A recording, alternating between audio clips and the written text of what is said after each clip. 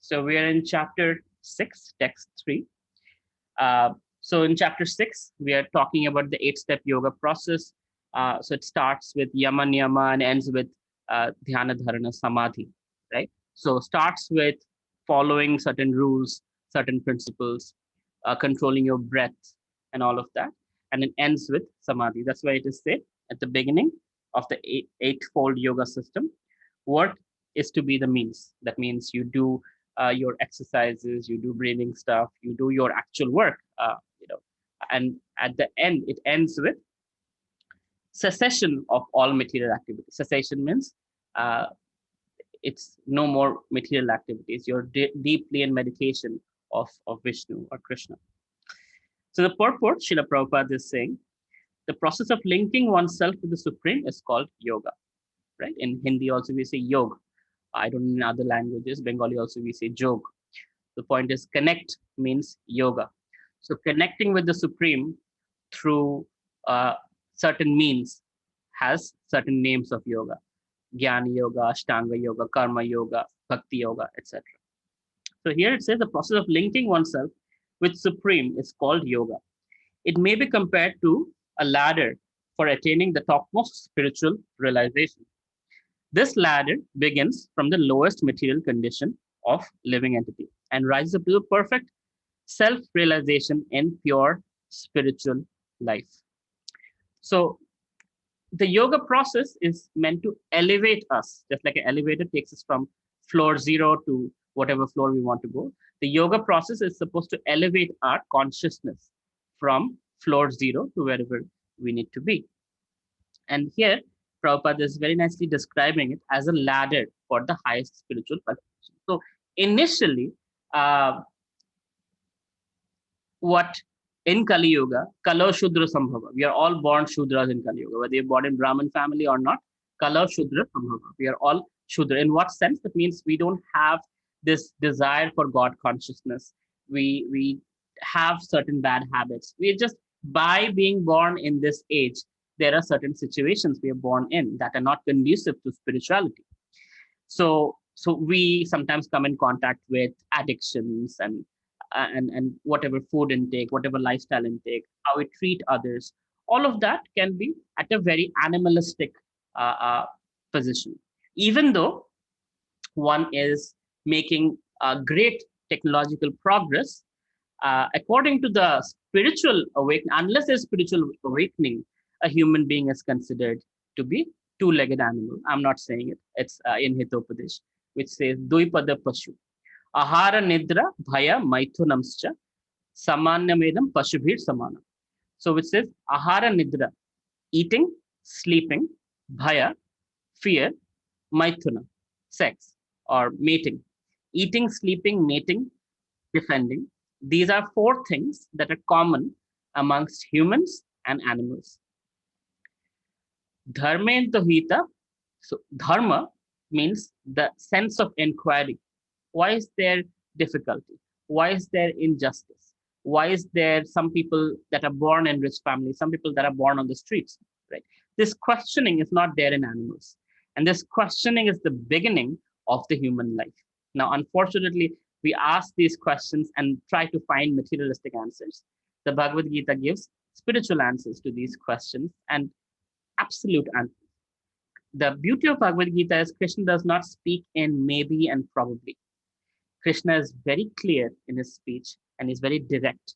He doesn't mince his words because he's God. Whatever is giving is the absolute truth. It's not a relative truth. It's not.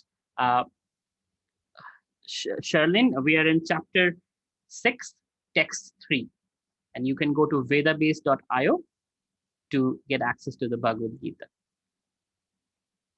Can somebody please type the URL for Sherlyn? Okay. So when we're eating, sleeping, mating, defending, we are in animalistic form. When we start questioning and try to find the answers to these questions, thank you, Indrana. Try to find the answers to this question, that's when the human life begins. So the yoga process takes us from that questioning part to the discovery of self-discovery, God discovery part, and in the process, the growth in that discovery process, right? So Srila Prabhupada is saying, according to various elevations, different parts of the ladder are known by different names. But all in all, the complete ladder is called yoga and may be divided into three parts, namely Jnana Yoga, Dhyana Yoga, and Bhakti Yoga. Right? So Gyan, as in knowledge, using our intelligence to connect with God. If you're like me, with very little intelligence, then you're kind of screwed. um, Dhyana Yoga, through the process of dhyan or meditation, controlling the mind, controlling the breath. So through that process, one can connect with God, meditating on Vishnu. Back in the Sakti Yoga, you would see people would be meditating for 10,000 years underwater. For us to meditate even for 5 minutes is very difficult to control the mind. It's so strong and it's screaming what is happening in the future, what is going to, what happened in the past. And constantly the mind is in the future or the past. And Krishna says, na shochati na kankshati. Be in the present, be in the now, be with me, right? So that's what the meditation is supposed to bring, is be in the present. Because if you act in the present, you can impact the future. If you keep thinking about the future, you're missing out on the opportunity that the present is giving you. If you're thinking about the past, you're again missing out on the opportunity that the present allows you to change that past and change your future. So your future doesn't become like your past, right?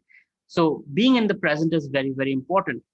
And that's one of the main aspects of yoga is dhyana, is to meditate, meditation, breathing, chanting, etc., allows to train the mind to be in the now, focus on the breath, focus on the sound vibration, focus on the mantra, be now, be here. So that throughout the day, when we do our meditation practices in the morning and we train the mind to be in the now, be in the present, throughout the day where we are with people, we can be present with them.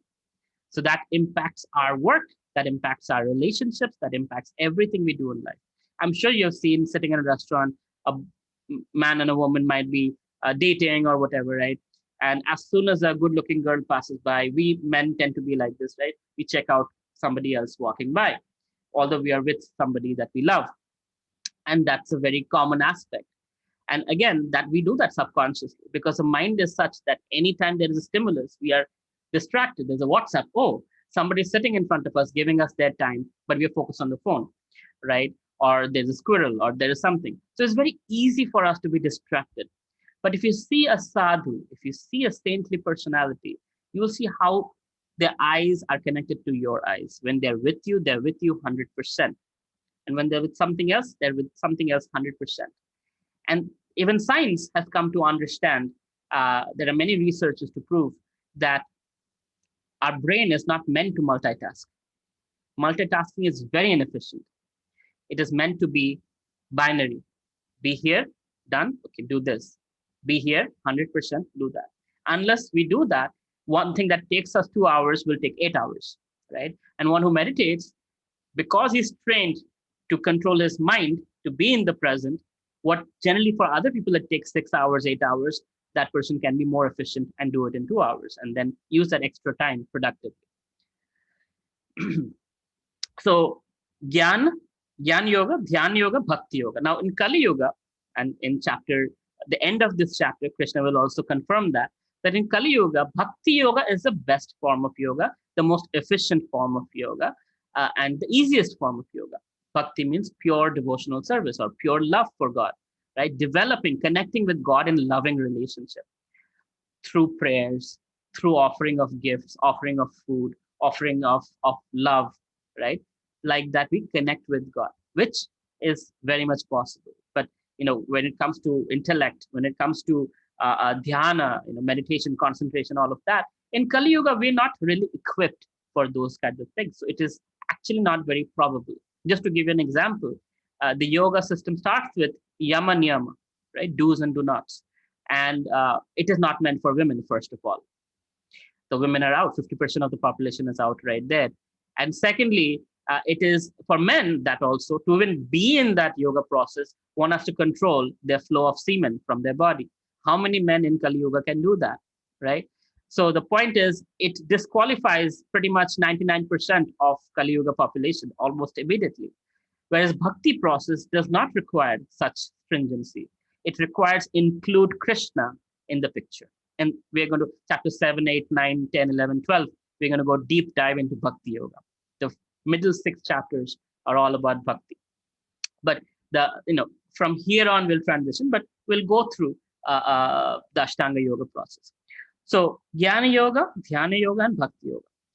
The beginning of the ladder is called Yoga Ruruksha stage, and the highest rung is called Yoga Rudha stage. So you're from Yoga Ruruksha stage to Yoga Rudha stage. Now this is Sanskrit. If you cannot remember, it's okay. Nobody's going to question you on it. But the point is, we start at a basic level where we are transitioning from animalistic life to a human life. It's human in a spiritual, elevated human life. And from there to a position of God consciousness, constant God consciousness, which is called Samadhi.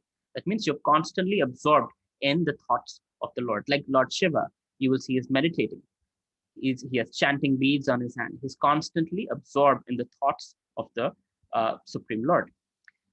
So great yogis. So Lord Shiva is supposed to be the best of the yogis, the best of the Vaishnavas. Right? So all yogis you will see, they're absorbed in meditation. Why? Who are they meditating on?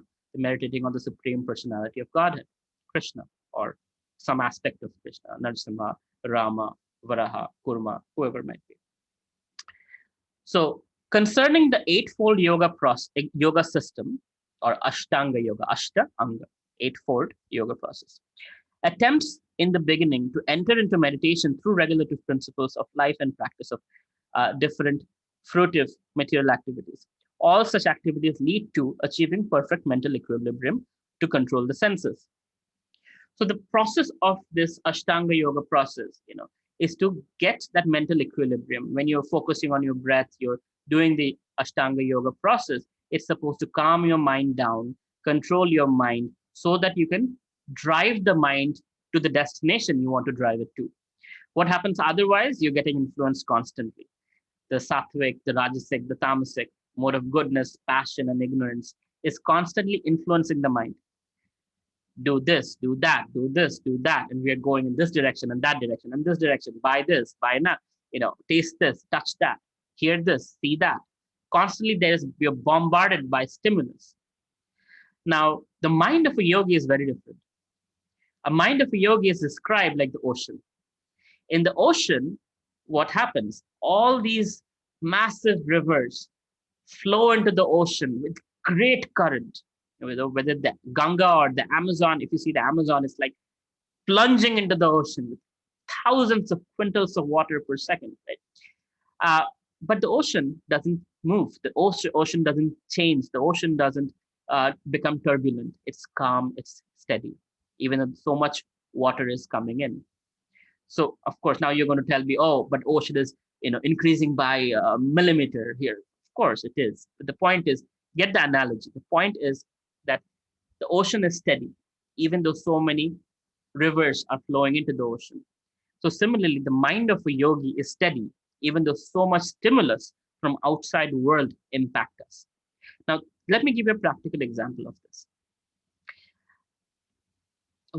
Most people tend to be a little insecure in terms of how we look, how we dress, what our profession is, what our intelligence, etc.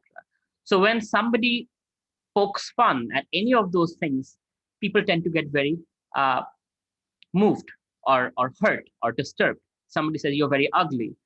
Somebody says you're very, you don't know how to dress. Oh, you have such a shitty job, or you don't earn enough, etc. It can hurt somebody's ego. And that's the example of how very blatantly an external stimulus can impact us. But for a yogi, hey, it doesn't matter. For example, Bharat Maharaj, under whose name Bharatvarsha has been named. When Bharat Maharaj, later on, he was born as Jara Bharat. He was a pure devotee of the highest caliber. When I think King Rahugana insulted him, called him names, he said, "Are you talking to the body or are you talking to the soul?" The king was like, "Whoa, I thought this is a crazy person. Who am I talking to? This is a greatly elevated soul." And the king actually took, spiritual instructions from this person who he initially insulted.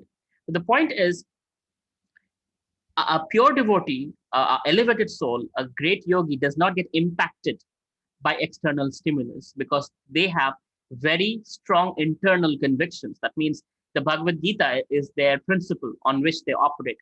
They're doing every activity for the pleasure of the Supreme who is within as Paramatma. So what somebody says, good or bad, doesn't impact them as much. What failure or success doesn't impact them as much. Of course, that doesn't mean you plan for failure. You do your 100%, but you know that Krishna is in charge. Krishna is taking care of the output. That is not in your control. You're not the controller, Krishna is. So for a perfect yogi, it's a very different lifestyle, although it doesn't look different, but the construct of one's thought, the construct of how one reacts to the world is very, very different. They might be in the job cubicle next to you. They might be in a corporate setting. They might be a CEO. They might be a cop. They might be anything.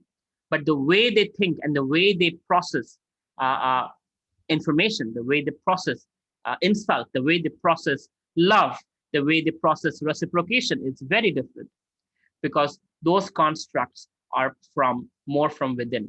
Now, what's the difference?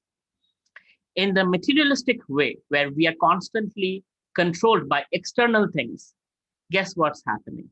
We've given the remote control of our life in somebody else's hand. When we are letting somebody insult us and make us feel bad, we're giving the remote control of our life in their hand, that they have the right to make me feel bad.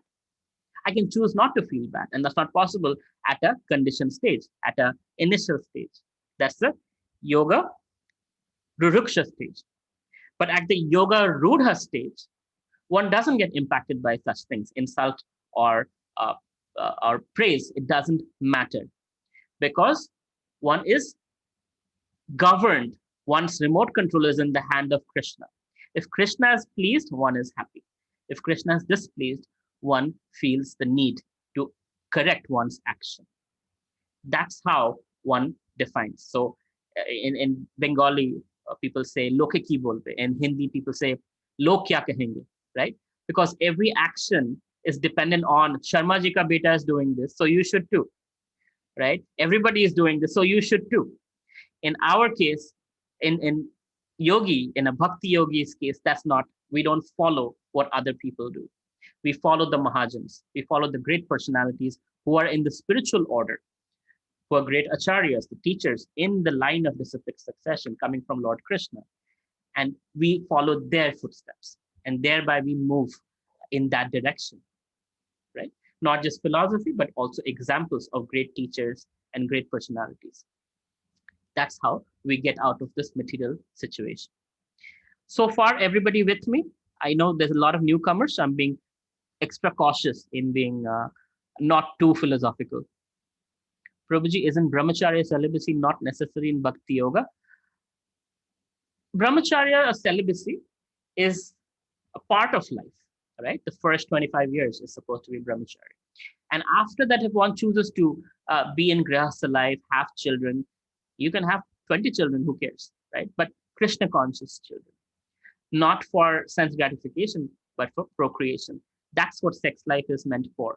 Sex life is purely meant for procreation, right? But generally what we do, we don't want the child, we want something else. And we say sex is very natural. If sex is very natural, then do it in the natural way and live with the outcome. Anyway, I'm not going to go into controversial topics, but yes, celibacy is wonderful in the sense that if you're married, celibacy for you is keep it inside marriage, not outside marriage. And if you're not married, then sex life is not something that you indulge in. Why so? Because sex life requires one to gratify and absorb in matter completely, right? A man is attracted to a woman's body and mind, and the woman is attracted to a man's body and mind and ability and whatnot, right? So, but it's not something that is spiritual in nature. In spiritual, we're connecting with the soul. In sex, we are connecting with the body. So it's diametrically opposite. Now, I'm not, again, Krishna in Bhagavad Gita, in fact, says, I am sex life, which is not opposed to religious principles. That means When it's meant for procreation, it is actually a sacred act. But when it's deviated in some other form where it's meant for the exploitation of the woman or exploitation of the man, either cases, it becomes something else. Okay. Is everybody with me? Anybody, again, there are no dumb questions. If you're here for the first time and you're completely lost, please feel free to ask. And that's how we do this. We don't have high expectations from anyone.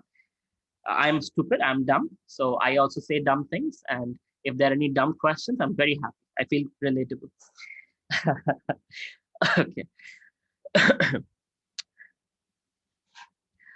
A Krishna conscious person, however, is situated from the beginning on the platform of meditation because he always thinks of Krishna.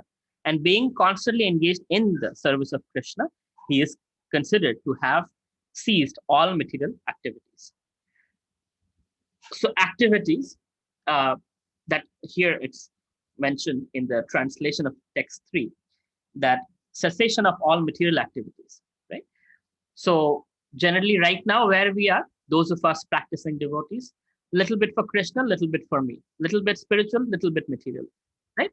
And slowly it becomes more spiritual and less material. Or sometimes it's more material, less spiritual. People go in both directions. And some years later, it again becomes, we go in cycles. But the goal is that as we go from the lower stage to a higher stage, we elevate our consciousness and we dovetail every activity in a spiritual activity. For example, the activity of eating food, we eat Krishna Prasad. The activity of doing good for mankind, we somehow or other connect that activity to Krishna consciousness. So great charity is being done. Tirupati, for example, feeds 1 lakh people every day. I think Jagannath Puri feeds some 4 lakhs people every day, something like that. ISKCON feeds 20 lakhs people every day. So feeding, but feeding what? Not feeding nonsense food, not Kentucky Fried Chicken, but feeding people healthy, vegetarian, yoga friendly, sattvic, Krishna conscious food, right? That is offered to Krishna. So it not only benefits the body, but it also benefits the mind and the soul, right? It's nourishing the body, mind, and soul. So every activity we do, somehow if Krishna is connected, see, it's like the missing piece. If we have a big number, right? $1 billion. So one, and then after that, several zeros. If we take out the one, it's all zeros. So that's kind of like how Krishna consciousness is. You put Krishna, the zeros make sense. Your house, your car, your children, your social status, everything can be aligned to Krishna consciousness. You can be a yogi who can be very, very well settled and in abundance and be doing wonderful things in life. George Harrison, for example, was a great musician in Beatles. Uh, Ambrish Prabhu, Al Ford, he's the inheritance of Ford Motor Company, one of the owners of Ford Motor Company. These are, great personalities. And there are many such people who are great CEOs, but very, very Krishna conscious. There are Hollywood stars who are great devotees of Krishna. They don't go around talking about it. They don't wear tilak, perhaps, but they chant, they understand the philosophy, and they practice it. So the point is, this is the internal process. This is not something that people always show externally. So,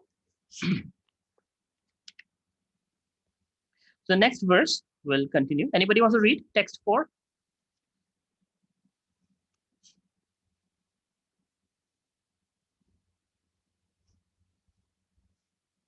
Hare Krishna. Yogesh Prabhu, go ahead.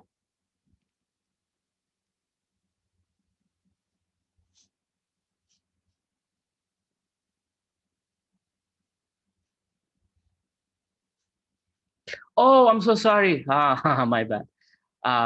You all are muted.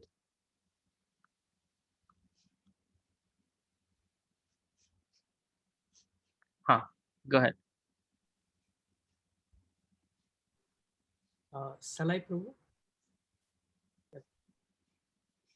यदा हि नेन्द्रियार्थेषु न कर्मस्वनुसज्जते सर्वसङ्कल्पसन्न्यासी योगारूढस्तदोच्यते. Translation.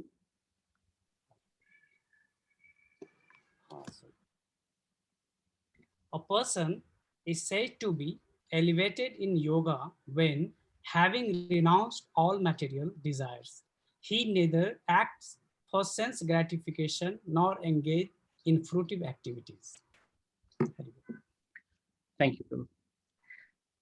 So this is very high stage, and don't have to be fearful about this. So in chapter 2, Krishna actually says, with higher taste, one can conquer lower taste, right? I like to give the gulab jamun example. When you have gulab jamun in your mouth, after that, if you try to taste anything, you won't be able to taste because it's so sweet. You're just filled with sweetness. So don't worry. It doesn't mean you will lose all material possessions and everybody will leave you, you'll become a beggar. It's not like that. Material desires going away means you're not controlled by those desires. Having said that, you can control those things. You can have a house, you can have a car, you can have a private jet even, but the desires don't govern you, right? So it's kind of like, are you driving the car or the car driving you, right? When you're driving at 120 miles per hour, pretty much you're not in control of the car unless you're really a good race car driver. So the point is, it's important to understand who's in charge and how we control the mind and senses. To control the mind and senses, we have to control over our desires, because the desires are the root cause of why we do what we do. For example, the mind suddenly has a desire, craving for, let's say, X. The mind will tell intelligence, figure out a way to acquire that X. Okay, let's give a scriptural example. Sita Devi, right? There was the golden deer, and she's like, I want that deer. Lord Ramachandra warns her, tells her, hey, it's not a golden deer, it's a demon. Let's not, go there. She's like, no, no, no, I want that deer. I absolutely want that deer. And Lord Ram warns her. She doesn't listen. And Lord Ram goes to get the deer. And we know after that what happened. So now what do you say? She's sitting next to the personality of Godhead, the Supreme Lord. And still, Rama means reservoir of all pleasure, right? From whom just looking at Lord Ram, you're fully satisfied, right? There's nothing else required. And she's sitting next to Lord Ram, being his consort. She's feeling the desire to have a pet golden deer. Of course, it's Leela, and an excuse is required to make the Leela happen. Of course, that is there. But the point also to grasp here is that our desires are the ones that lead us into our destruction. For example, I'm sure Hollywood movies you've seen people, it's generally their sex desire that leads them to all kinds of problems, whether it's dictators, whether it's villains, whether it's Dariwala Babas in India. So all of these people fall prey to Maya. And the biggest form of Maya is one's sexual desire to be intimate with women outside a marital relationship. And that's a great trap of Maya, and most people fall for it. And if you see great personalities who are great spiritual beings, they have control over that aspect, right? Now, who are we talking about? Here's Arjuna. Arjuna is being spoken to. Krishna is speaking. Now, Krishna has 16,108 wives. Arjuna has multiple wives. So what's happening here, right? So I want to have a discussion now with all of you. So what does sex control over mind and senses really mean?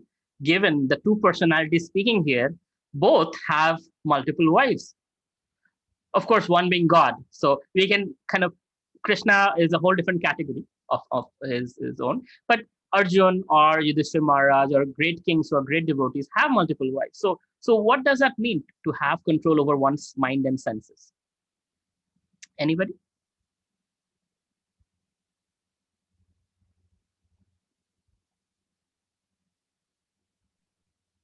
Hare Krishna Prabhu. Hare Krishna, Krishna.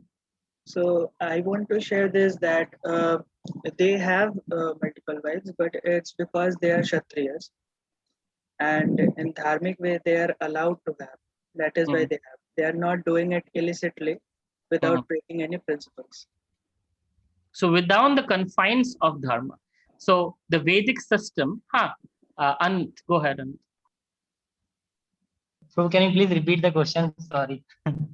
Oh, I was mentioning that we're talking about mind control and sense control, and Yes, that bro. how important that is. And here, Arjun has multiple wives. Krishna has multiple thousands of wives. So what does it really mean to control our mind and senses? So, Prabhu, in case of Krishna, actually, like he has We 16,160. left Krishna out of the picture because he's God. Uh, Okay, we cannot Arjuna. understand him. So, but in So, other cases, there are other devotees who are great devotees having multiple wives and multiple relationships. So, what does that so mean? Prabhu, like in previous yuga, we all know that the sun is not born by the semen discharge. So, in this yuga, the semen is the source of, you know, That's not uh, true. That's not true. That's not true. May I? and Only as the Krishna is not Arjuna, born through semen discharge, but others are, of course. Arjuna is the eternal, associate of Krishna. So we can understand. Prabhu, may I? Go ahead. Yeah, so I think that like the great devotees who have multiple wives or multiple partners, the thing is like they are the highest level of devotion. So they are not doing this for like pleasure or some kind of other things. So they must have some other reasons. Maybe it will spiritual or some uh, some other reasons, and not they are doing for pleasure or something like that. So one thing I will suggest all of you is to refrain from things that are maybe or probably, because mental speculation is something that is not a practice of authorized spiritual practices. So if you don't know something, best not to speculate.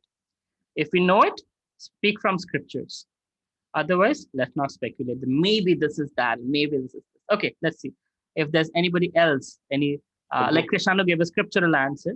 So if anybody wants to speak from scriptural understanding, Hare Krishna, Prabhu. Hare Krishna, Yogesh.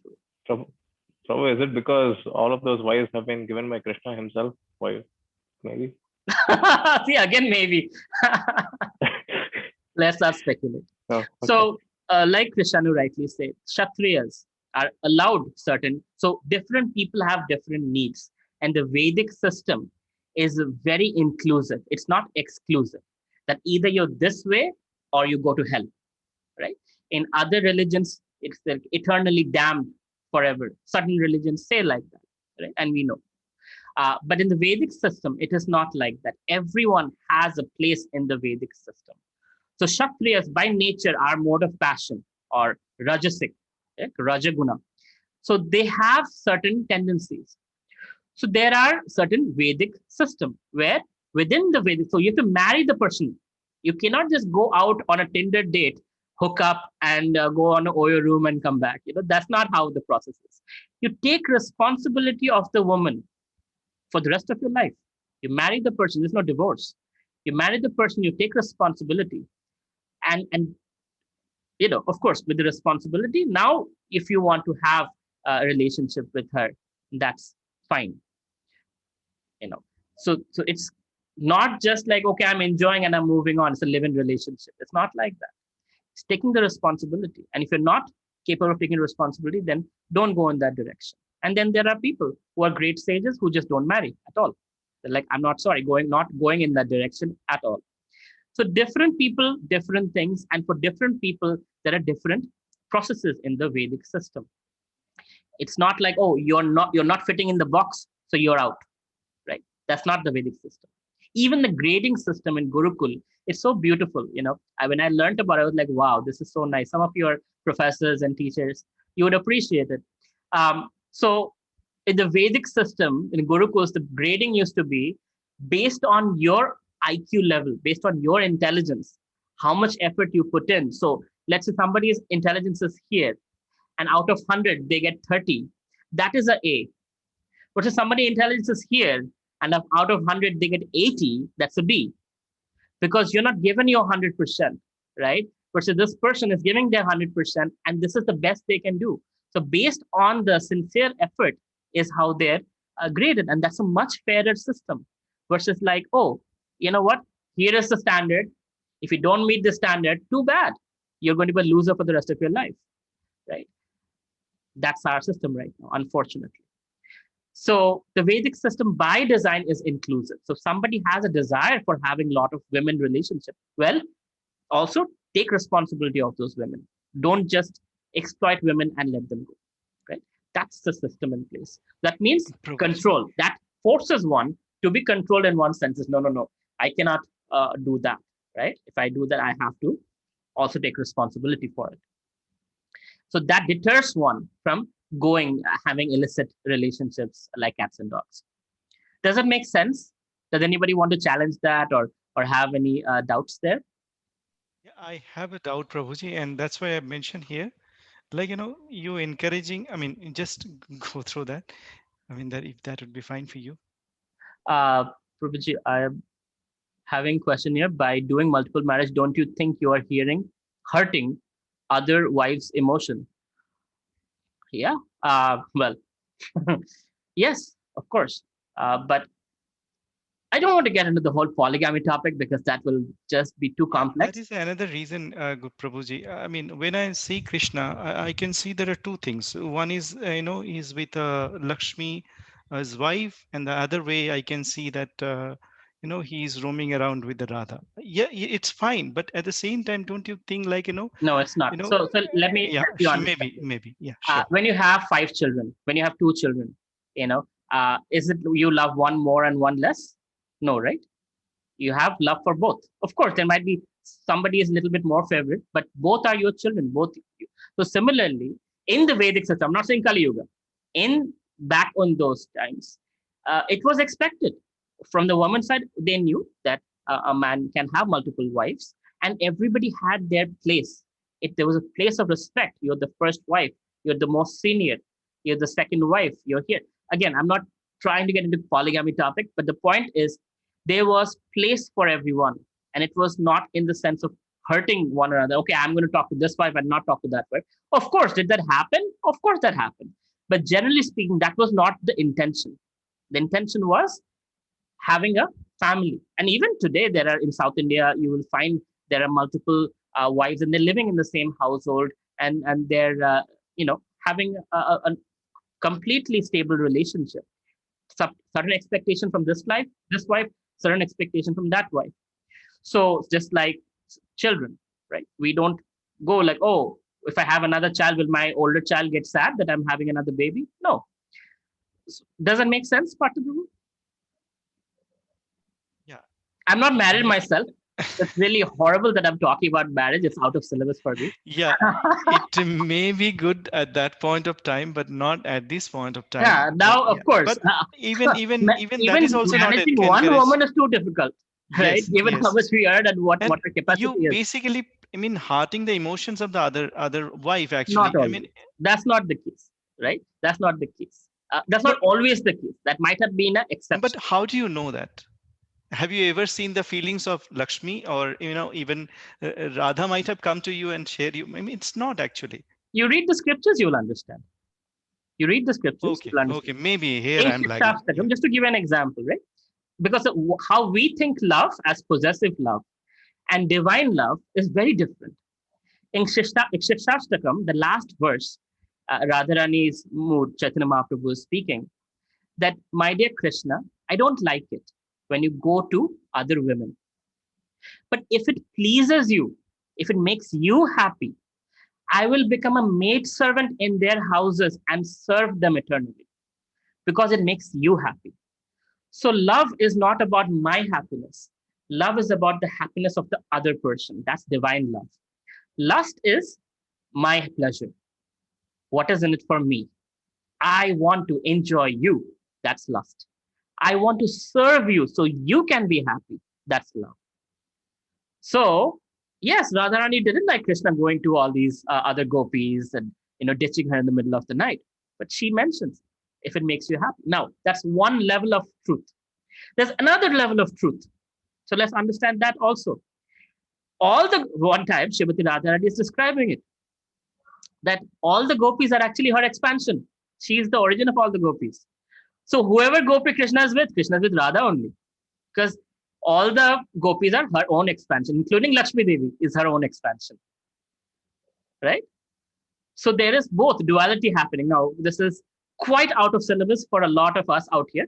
I'm not going to go on that esoteric topic. But the point is, Radha Krishna love is not easy to understand when you're in bodily consciousness, when there is sex desire, when there's material consciousness. It is a matter of completely spiritual, divine thing, which Rasalila has been made into boy girl love. It's not. It's the creator, it's the Lord, and it's Shakti, their connection. That's what's happening in Rasalila. So, many, I think Yogesh asked me, can you please tell me about Rasalila? I flat out told him no, because I'm not prepared to talk about it, and neither are you ready to listen about it, because unless we are sufficiently out of material contamination, we shouldn't even go there, because then we will look from our vantage point. Because again, Partha Prabhu, just to give you another divine love example, how it's different from us. Like, so Srimati Radharani and Krishna, they're on a swing on Radha Kund. They're swinging. Radharani is resting on Krishna's shoulder. Krishna is enjoying very much. And just to intensify his enjoyment, Krishna makes the swing go even further higher. And Radharani now holds on to Krishna very tightly. And Krishna likes that very much. Guess what? Radha and Krishna both are having wonderful, delightful, intimate exchange. And then Radharani says, okay, enough. Now I'm going to get off the swing. And she invites other gopis, please come. And you also enjoy with Krishna the same way that I am enjoying with Krishna. This is the mood. This is the mood of love. Mood of love is not something that I want to keep it for myself only, obsessive. The mood of love is, I want you to experience what I'm experiencing. Oh my God, this is so beautiful. And that is really preaching. Why am I sharing Bhagavad Gita with all of you? Because there is a certain level of happiness that I've received. I'm like, my God, it is a crime to keep it to just myself. I want to spread it as many people as possible. And that's why the Bhagavad Gita, right? Because I want to share that happiness with all of you. So that's the mood of Srimati Radharani as well. I want everybody to enjoy with Krishna like that. So when you go to spiritual world, you'll also be able to hug Krishna. It's not like only Radharani is with Krishna. All of us will have that opportunity. That is what Chaitanya Mahaprabhu is giving us. Does it make sense, Partha Prabhu? Somewhat clarifies? Yes, yes, yes. Thank you. Divine love? A little Yes. different from what we are Yes. used to. But I have got another question, but that would be, I'll come at the end of the No, session. go ahead. While you're at it, No, might as well. even in the last workshop I attended, where you mentioned that, I mean, I presume that, like, if you have done something good, the good thing will happen. But there is one contradiction here, like, like in case of Dhritarashtra. So the point was, Dhritarashtra has done mistake 500 years back. But why he has to be punished after 150 years or something? Because I feel our 50 judicial lifetimes. system is much better. If you find convicted, you get punished. But why 150 years you have to wait? That something gonna happen. Why not crime? I mean, if you done some mistake, why not be settled immediately? Again, as you grow in Bhagavad Gita understanding, these things will become more and more clear. I hope you understand that Krishna's intelligence is far superior than ours, and the design that he has created, we can at least accept that he has better understanding of things. So this is Krishna's But design. tell me, but one thing, what is the use of that if I've done some mistake? I mean, I should be, if I done something, So I let me should ask get you it. a question, Partha, right? Today you're in Calcutta. Tomorrow you go to Los Angeles, and in Calcutta you are used to driving on the left side of the road. Now you drive in Los Angeles without knowing on the left side of the road. Will the police come and catch you? Yes. Yes, yes, of course. But you'll be like, I don't know the rules. I'm so sorry. I didn't know. Here you drive on the right side of the road. Doesn't matter. You broke the rules. It's your duty to find out the laws. So you didn't find out the laws. You broke the rule, and you're going to pay the penalty. Prabhu, Just a What I'm second. saying. Just a second. Just a second. Let me finish my thought. So the point is, it is our duty to find out the rule book, to learn how are we supposed, what are the laws that govern us. No, It is our duty to find out. I Once you find out, then accept that. abide by that law. Very true. But Now, point is, why 150 years to wait for I that? didn't say 150 years. It was 50 lifetimes. Now, why? That's why. Yeah. For that to happen, now you have to know Dhritarashtra's history of 500 lifetimes to figure that out. Prabhu, you have said once like that Dhritarashtra have to wait for 50 lifetimes because the punishment is to like kill that 1,000 sons of Dhritarashtra, 100 sons. 100 sons, and he has to do some good works to have that 100 sons to get that punishment of killing Right. 100 Partha sons. Prabhu was mentioning that only, that he took 50 lifetimes, so he killed that bird and family, and that uh, uh, bad karma, came to bite him 50 lifetimes later. Why did that happen? And why 50 lifetimes? Why not immediately? Right? And why did he have to get all the good karma to have 100 sons? Now, Another Partha thing is Prabhu, you're not realize that. See, if I mean, how do I? that Because is we don't why. So he remember does last realize it. birth. If No, we no, no, don't no. remember last birth, how do we remember like 150 births what happened or 50 life before It's what not happened? about remembering. So one thing you should How do understand I from this. realize? Then how do I realize that fact? See, can you tell me what you have done in the past life? How you, I mean, when your realization will come? Nothing. You don't know anything what happened, at 10 years back or 100 years back, in your, you know, something back, like you don't know. So how you're going to realize that things? Yes, exactly. You have done a mistake and you should pay for it. Where is the realization?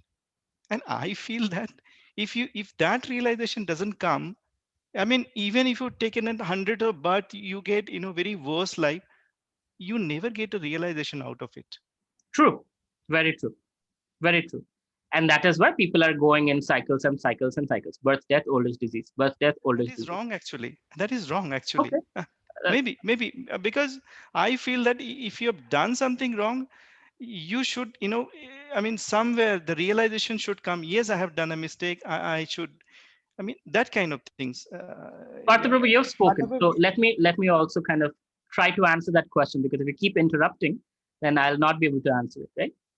Sorry, Uh, Prabhu. I'll not. So you carry. so you should listen now.